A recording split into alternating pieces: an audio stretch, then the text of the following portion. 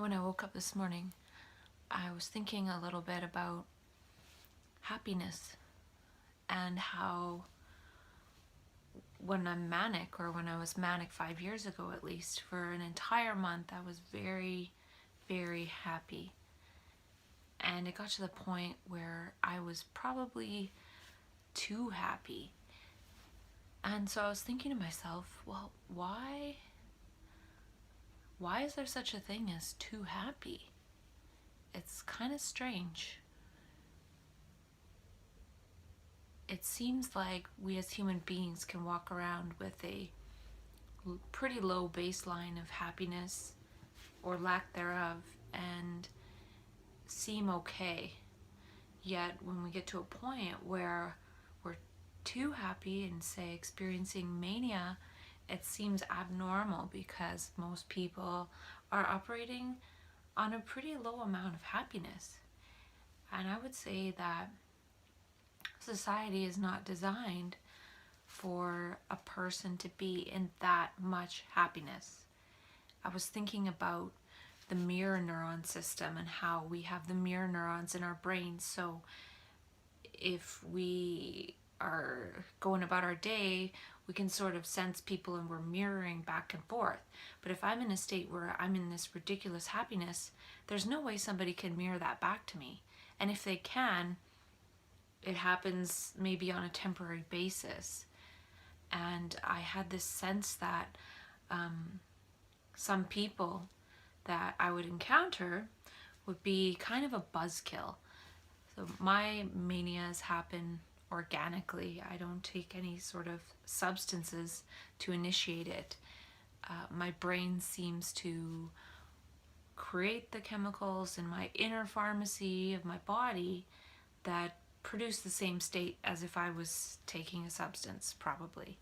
And it can last a lot longer. So I've heard that a person that takes LSD, 3 days later, it's over, it's done. There's no more LSD trip going on.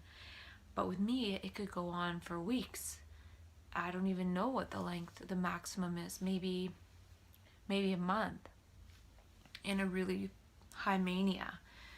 So yeah, I was just thinking a bit about that happiness.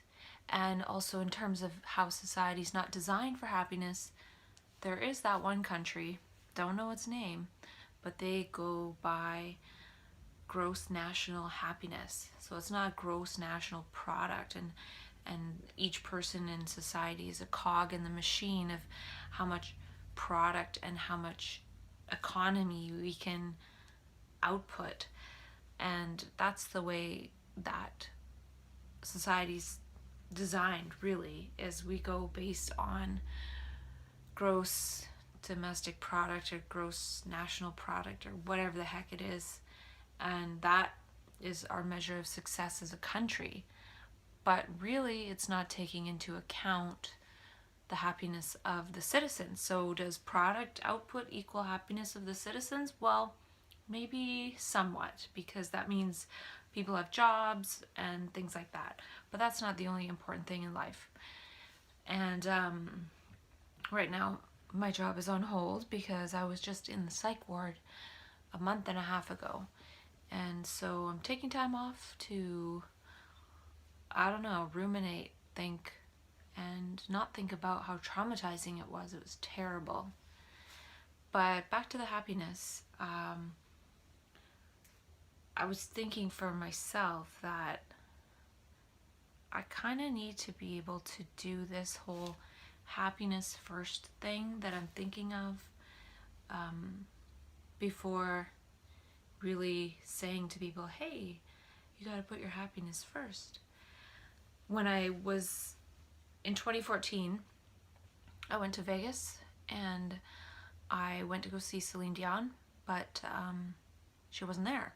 She canceled the show. But I did happen to also book into a workshop of one of my favorite bloggers, Steve Pavlina. He writes some good stuff, that's for sure. And so I went to his conscious life workshop. And it was really good. And he talked a lot about happiness first, or designing a happy life first. And I recently posted on my blog a couple of TED Talks that talk about it's important to put happiness first, and how making over a certain amount of money doesn't necessarily make a person happier. There's a certain upper limit to that. Now, I'm way below that number, and I'm decently happy most of the time. And I do have a tendency towards mania where I get too happy. So there must be, for me, a balance between that too happy state where basically I don't resonate with people anymore and they start to think I'm a little bit strange, and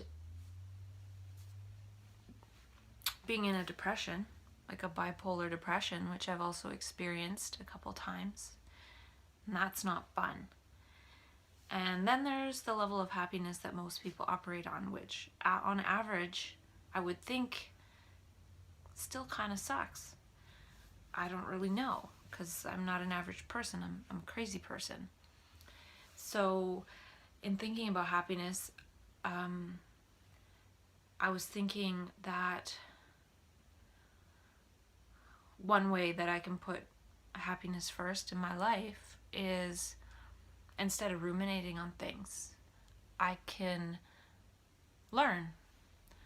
So I can sit and learn a skill. And this morning I decided to pop in that DVD I got when I bought my digital camera a couple years ago, 5 years ago. I just decided to stop and go in a camera shop and just say, what do you recommend? And then I bought the camera.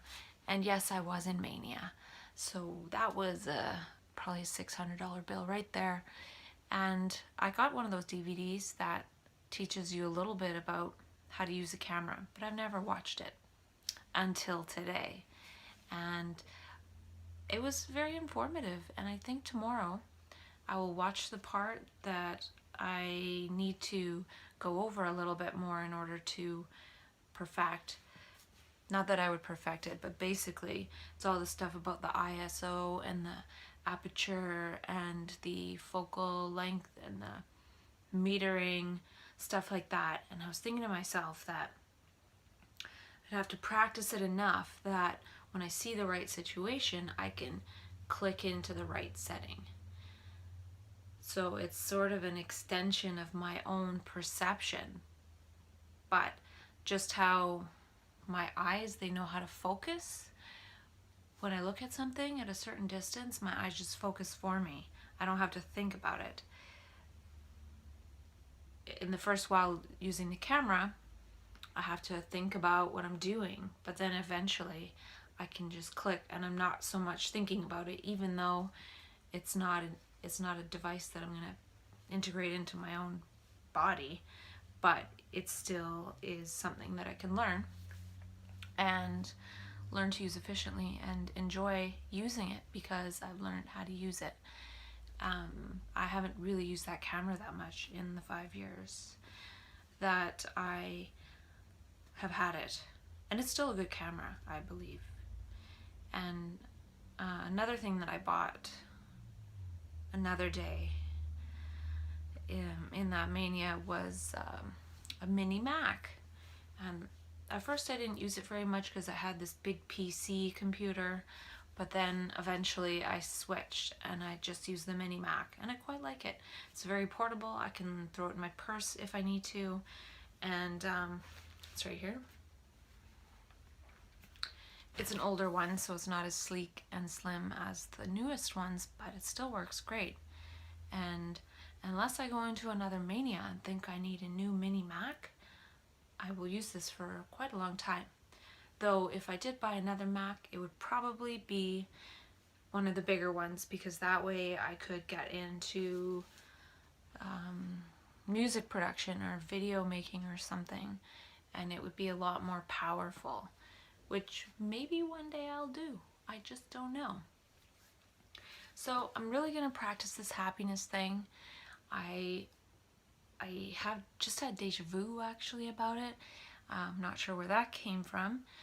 And I feel like I need to be the cause of my own happiness. So recently I designed this project and I'm like, ooh, it's a happy project, woohoo! And it requires people to come to groups. And I don't know anything about advertising, but I don't have very many people right now. And I'm thinking to myself, I'm trying to design these little happy things for people to come and be happy with me. But at the same time, it's causing a bit of duress and not unhappiness, but I have a lot to learn about the whole thing around designing a project, and I don't really have an in with my peers and my friends in the other cities in order to get people to go to these groups. And I think that in itself is a learning experience, to realize that there's no way to access my friends in other cities that are also diagnosed with some kind of mental health issue. Besides, there's certain ways, I guess, like, oh, find this group, find that group, like in terms of support groups.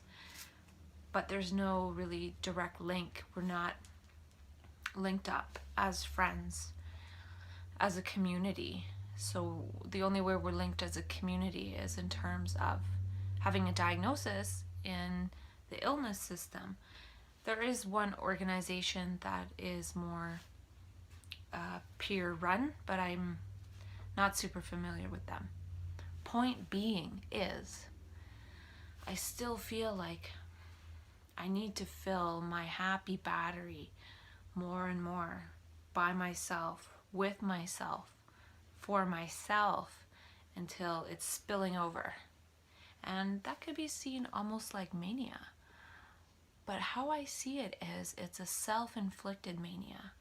Instead of having that random spark in my brain that sets off a cascade of neuropeptides that changes things around, and it's like I'm on LSD for 2 weeks, or I'm not sure how long. I do things in actual life to make the brain structures change in such a way that my brain cells and my neuroplasticity and the associations my brain has made are from daily life. It's not just from, woof, I sparked into mania somehow, which could be triggered by who knows how many things. And I actually haven't really experienced that much of a mania since the first time 5 years ago. Maybe a little bit of hypomania, nothing too fancy. So what I'm saying is, this way I'm strengthening my happy brain cells in daily life. And I really do want to put this happiness first thing first in my life. First things first. And I'm not really sure what that looks like. But right now I have most of my time to myself.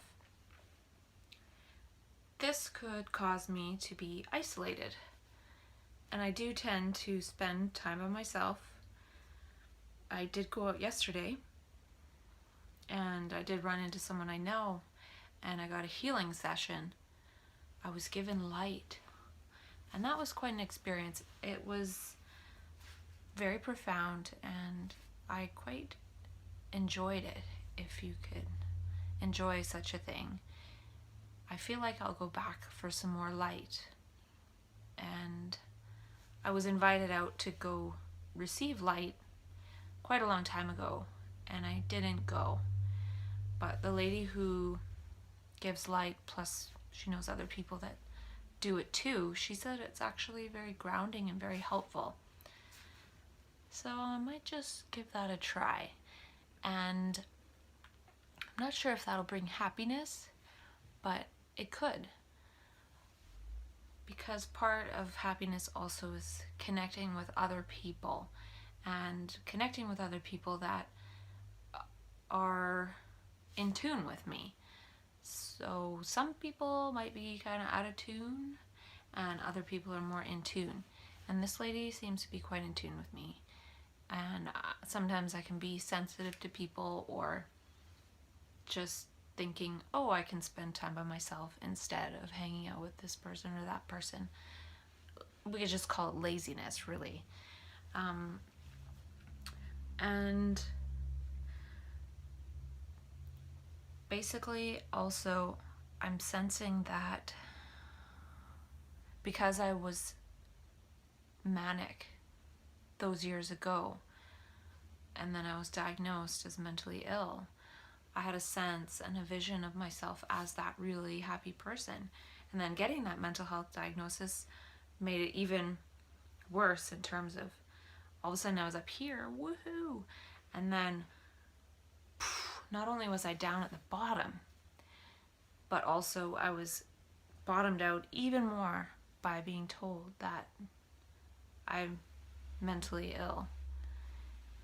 So maybe if there was a different paradigm, I'd bottom out here and have to recover from here. But because I was told that I was mentally ill and diagnosed and I'd have to be on meds for my entire life, I went down quite a few more notches. So my sense is, and I don't know if you felt this, that not only do I have to recover from mental illness, if that's what it is, and that's what it is within the paradigm I was given to recover, but also I have to recover that extra blow of all the garbage that goes with being diagnosed, whether it's trouble with family or losing a job or finances or there's so many different things. And it's not met with compassion and love. It's met with alienation. It's that alienation factor that just put me down even that much more. But luckily, when I was out of the hospital the second time, 5 years ago, I was put in sort of community housing. And then I wasn't isolated and I wasn't alienated, which was very, very helpful. Because had I stayed at home with my family, I wouldn't have been isolated. I would have had people around, but they wouldn't have understood what was going on for me. And in that way, I would have felt isolated. I would have felt alienated. So it was really good to get into a different situation. And I'm also wondering, in terms of the mania, if some of that happy comes from a repressed childhood. I decided to be an academic by the age of 7, and that was my protection. I did good at school, or well, I don't know what I should say, and that was my protection. So when I did become manic at the age of 28, it was like part of it was my inner child just screaming for some expression, and it found it when I had that manic state. And I feel like a lot of us have that wants to come out. And I don't know if it's necessarily wrong. It's something that happens. And I feel like there could be a way to harvest some of the good stuff that comes out. There's some good stuff that comes out of it. And some of it, I feel, is as the ego, all of the learned defenses drop away fully or somewhat, maybe too much. It's difficult to be a defenseless adult, defenseless even against one's own actions. Like, I don't really know what I'm doing. I'm just playing around. And so, to me, I feel like a lot that comes out in mania, at least in my experience, was stuff related to wanting to go from egocentricity to world centricity. And those terms I read about in the work of Ken Wilber, who talks about the spectrum of consciousness. And he talks about how at first we're egocentric and we are really just concerned with ourselves.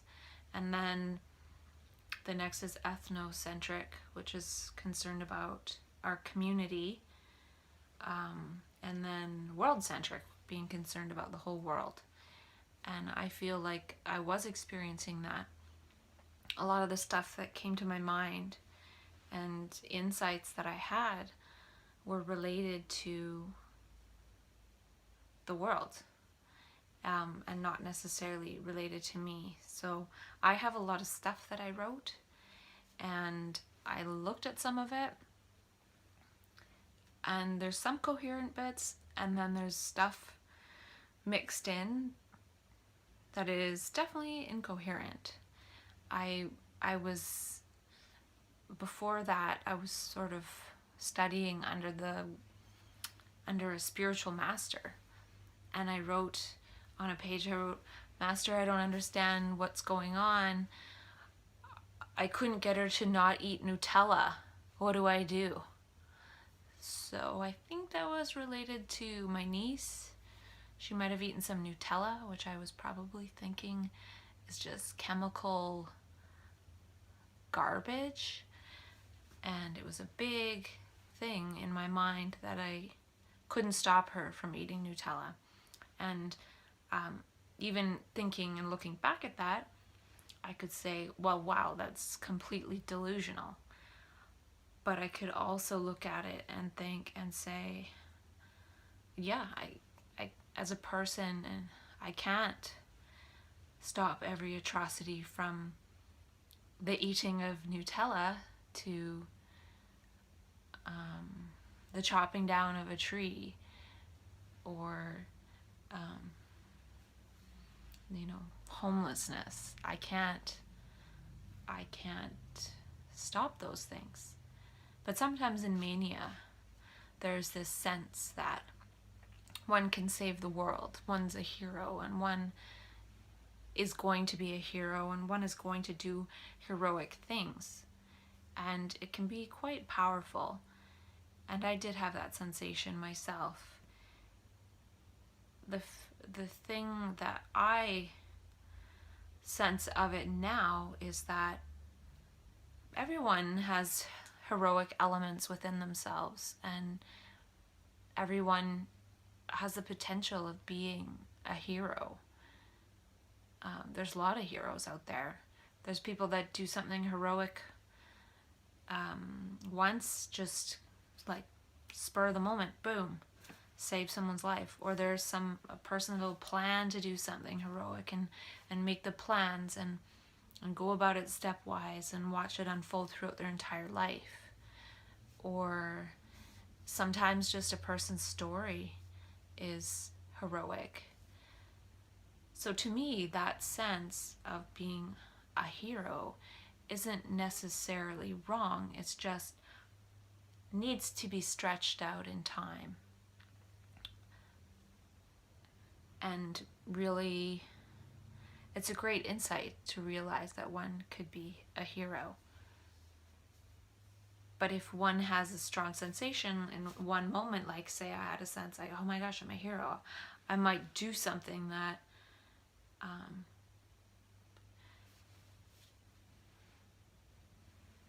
might make me feel like a hero at the moment, but it's actually not heroic. So I could, for example, I was watching that movie, Touched with Fire, and in the movie he's like changing the newspapers to try to alert people of the coming apocalypse, I think. Now, he was probably, it seems like he was acting out of a strong urge to be a hero, or that can happen too, where if I feel like a hero, then the next thought that comes in my head, I might take that as that's the hero thing I'm supposed to do. So if I'm walking along, I think, ooh, I feel, oh, I'm a hero. And then I see a newspaper with a certain article, I'll think, well, I gotta fix that or fix everything in each moment. And that can be overwhelming in itself. But in those states, there are themes. I was looking over and reading some of the writing I did 5 years ago, and some of it is similar to the writing I would do now in a state where I feel, I would say, hyper insightful, as opposed to really ecstatically happy and manic. To me, there's a bit of a line. Well, it's more of a gradient. It's not really a line, but there's a hyper insightfulness, and then there's a happiness, an ecstaticness, and I'm sensing now that I'm saying that. I don't know if it's true, but it just popped into my brain that if my life is designed where I just kind of sit around and I'm not really doing too much, it's probably going to be a hyper insightfulness where I'm writing a lot. And then the happiness part is usually when I'm out and about in reality. So I feel happy when I'm interacting with people. So I don't think happiness really exists in isolation. Otherwise, we would just all learn to be isolated and happy. But at the same time, I feel like some of it can be cultivated and meditated on. And so I feel like mania is a type of vision casting in a way. I've talked about this in a different video, I think. But basically, by having that experience of myself in mania, it sort of puts down those bricks in my brain. And I always sort of have a memory or a sense of myself like that. And in that way, it makes it easier to envision myself as being more like that or moving towards that. And I could just sit around and wait for it to happen naturally, or I could go off my meds and then see what happens, which would not be wise.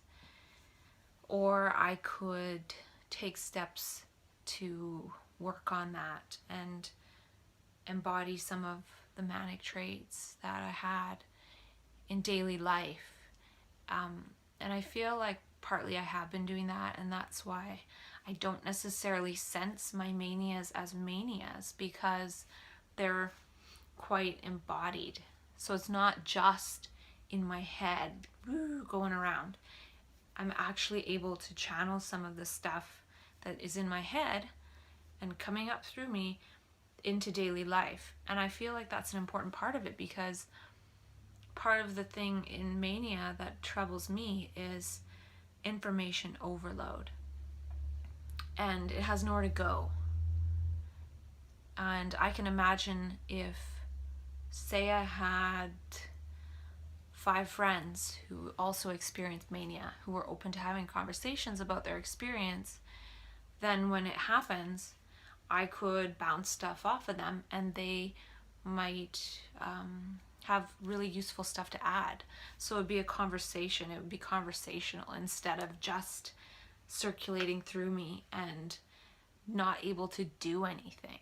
It's like this energy's coming up and it's trying to communicate something with me, but not just with me. Otherwise, that would be kind of a waste. It's, what am I supposed to communicate from those communications?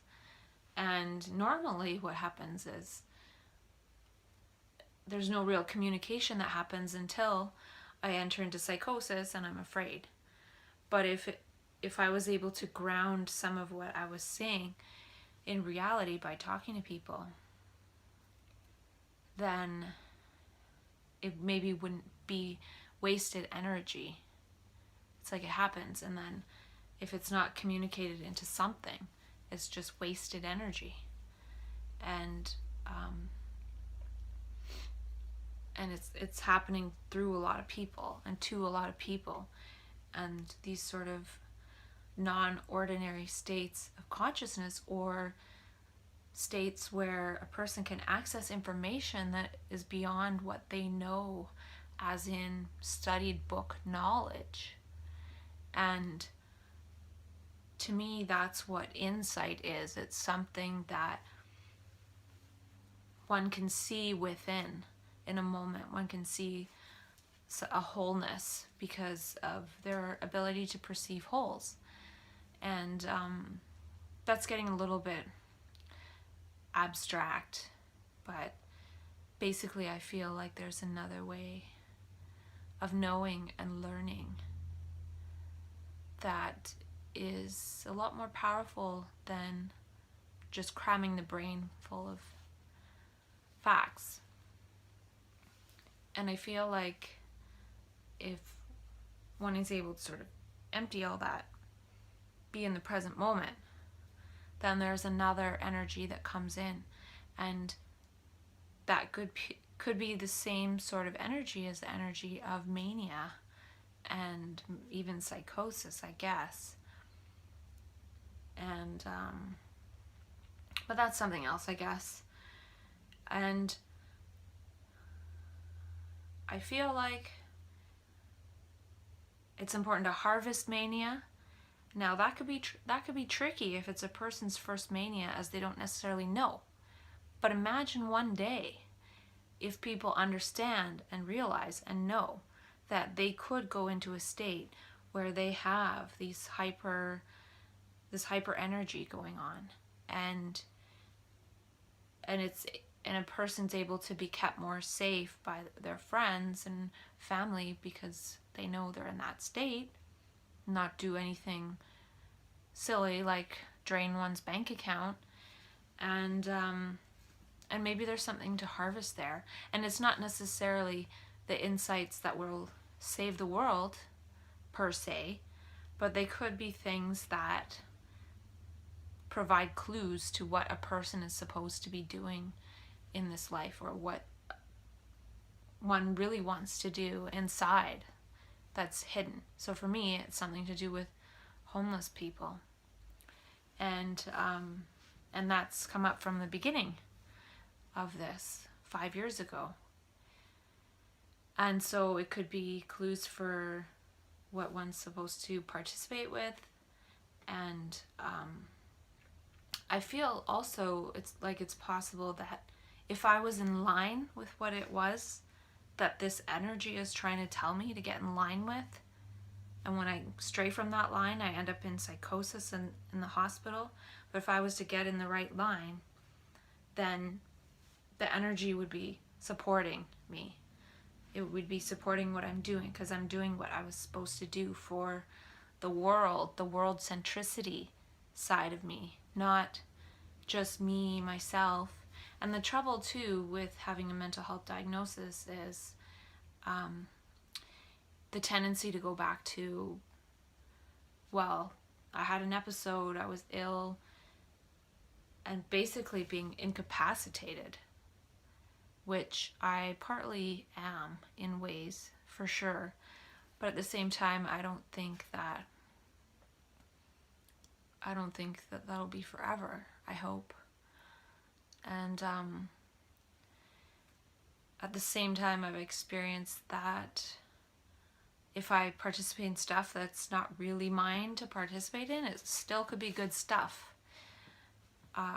It's sort of a waste of energy as well. It works against me because it's not really what I'm supposed to be doing. And I don't know if this is true.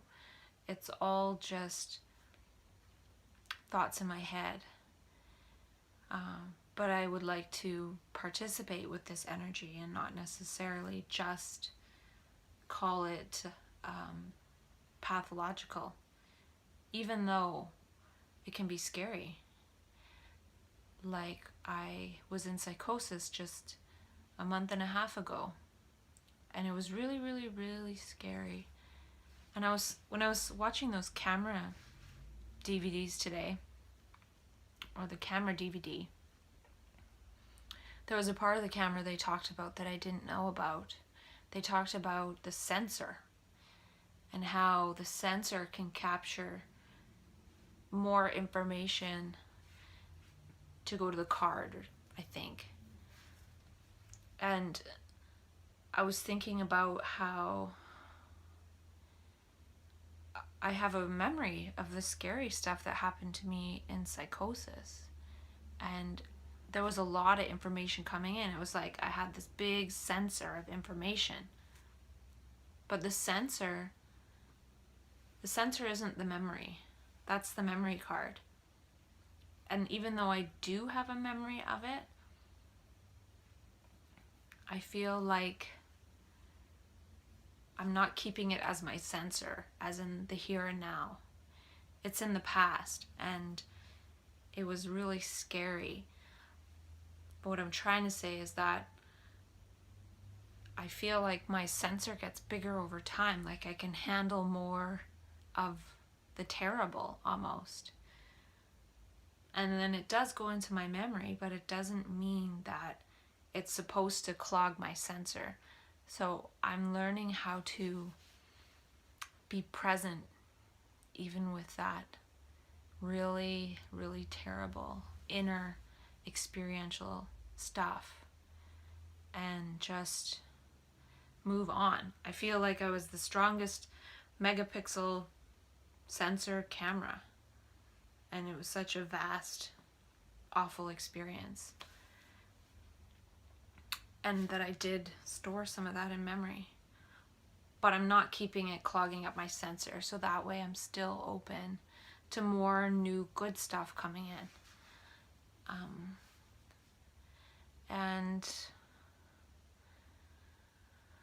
And so I feel like I want to experiment a little bit with living like a maniac and being playful.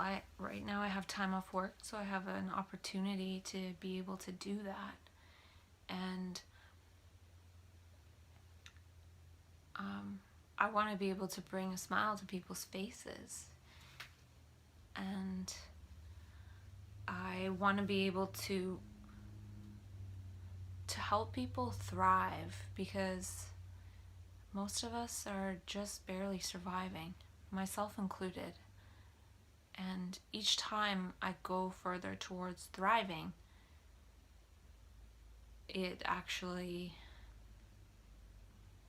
I actually stumble big time. So this time I have to be extra careful about in which way I choose to thrive, because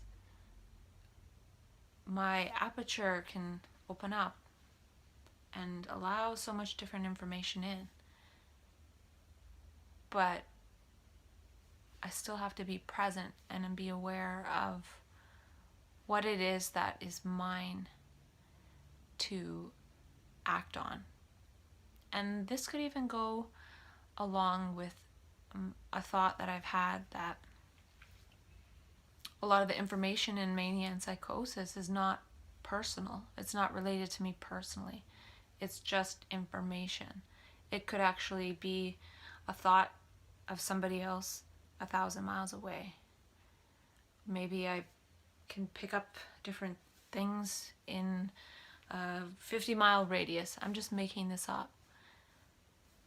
And when that happens, I have to be able to just be present and allow that stuff to be processed, and then still have a sense of what it is that I personally am here to do on this earth. And I still don't know what that is.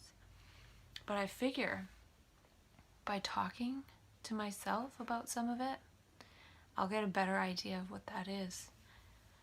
Because the trouble is with just reading. Like, I've done so much reading over the years and writing, and I'm getting a bit more into writing, but it's so linear. And I feel like the more I just talk to myself, I'll have a better idea, and also hopefully one day invite some conversation about this, because I talk a little bit about the medical stuff, like related to me, but I don't know all the medical facts of mental health in all the textbooks. that's for the professionals to know. I know my experience, and that's about it. And I know what I've read in terms of different concepts and ideas and theories. And I know what's come through me in terms of concepts and theories and ideas based on things that I've read, things that I've experienced, the mixture of the two, things that come out of nowhere. And they may or may not be true. And they're not really true. They're just words. They're just theories. They're just thoughts. And that's more conversational to me. And I really would like to talk more about all the other possibilities besides the medical one, because there's a whole system and structure of people with knowledge and professionals designed to help me walk through things, and the main conversation is the paradigm of the system. And there's a lot of people out there, including myself, that feel that there could be a new paradigm, or I feel that there's got to be the best of all the worlds. Each person really designing one's own happiness. And if that includes the system, which I have a happy life, and my life includes the system right now. And there's helpful people, there's helpful programs, but there's a lot more out there. The world is really vast. And this isn't even necessarily about mental health or mental illness. It's just about mental wellness in general. And so the mental illness paradigm is trying to make me mentally well, but that's a very small piece of the pie of mental wellness in general. And also just speaking about subjective experience for interest. So I have certain symptoms that are seen as symptoms of illness, but then I have inner experiences that aren't necessarily talked about, that are subjective, that may have some value in guiding my life, not just in guiding it towards the mental health paradigm in terms of illness. And that's the part I'm interested in. I'm interested in talking about it, and I'm interested in talking so much that I get it clear in my brain that we can really help each other, everyone in the entire world, not just people with mental health challenges. And I don't really know how that would happen, but I hope it does someday.